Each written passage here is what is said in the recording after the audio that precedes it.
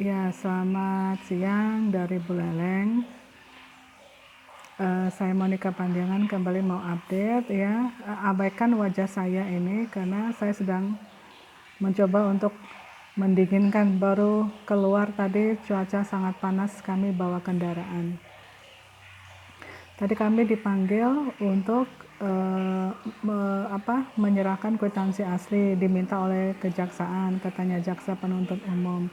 Tapi kami dengan nasihat dari banyak orang, ada beberapa pengacara, penasihat hukum, juga rekan-rekan pemerhati mengatakan bahwa mereka tidak punya sebetulnya ya dasar hukum untuk meminta kepada kami menyerahkan semua bukti-bukti kwitansi yang asli dan juga perjanjian yang asli sebagai untuk disita sebagai bukti, kata mereka.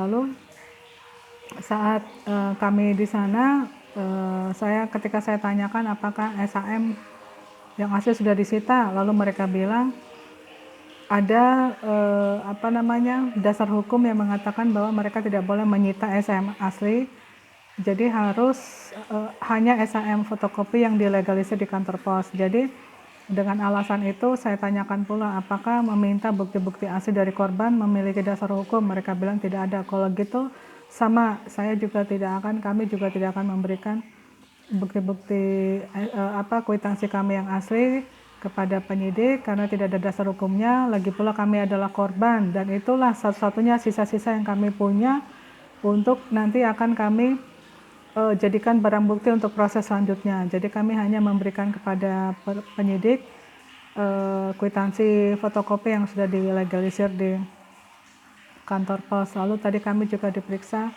oleh Kasat Reskrim yang ditanyakan mengapa kami membuatkan surat pelaporan ke Kapolda, dan kemudian kami meminta surat perlindungan sebagai pelapor korban dan sebagainya itu. Lalu saya jawab karena SP2HP kami itu mandek di 3 Januari 2020 ini dan kami tidak menerima SP2HP apapun sampai akhirnya kami harus menuliskan surat kepada Propam dan juga kepada Kapolda Bapak Petrus Reinhard Golose di awal April, sekitar tanggal berapa itu ya, pokoknya tanggal 3 atau tanggal 7 lah.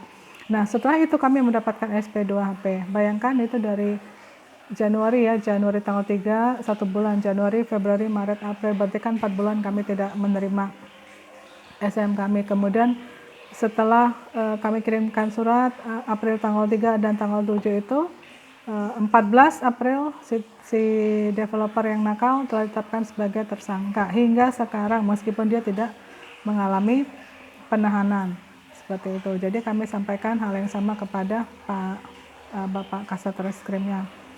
Lalu kenapa kami menuliskan surat permohonan perlindungan, karena ketika selesai kami di BAP untuk notaris-notaris yang sudah kami laporkan pada tanggal 10 Agustus itu.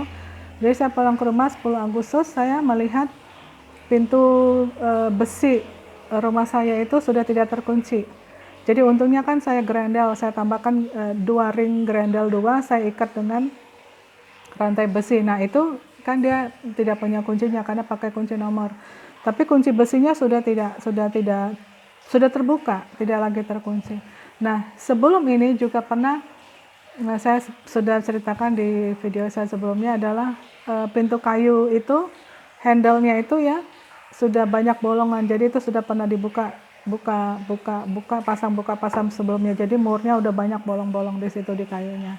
Jadi saya sebagai anggota masyarakat dan sudah melaporkan sebagai saksi korban pelapor, saya minta perlindungan lah karena jangan sampai ya mereka nggak tahu siapa itu, yang jelas masuk ke rumah orang tanpa ada izin itu sudah melanggar melawan hukum ya. Apalagi ini sampai membuka dan membiarkan kuncinya, jadi kelihatannya sengaja gitu bahwa kuncinya pintu bisnis saya tidak terkunci lagi.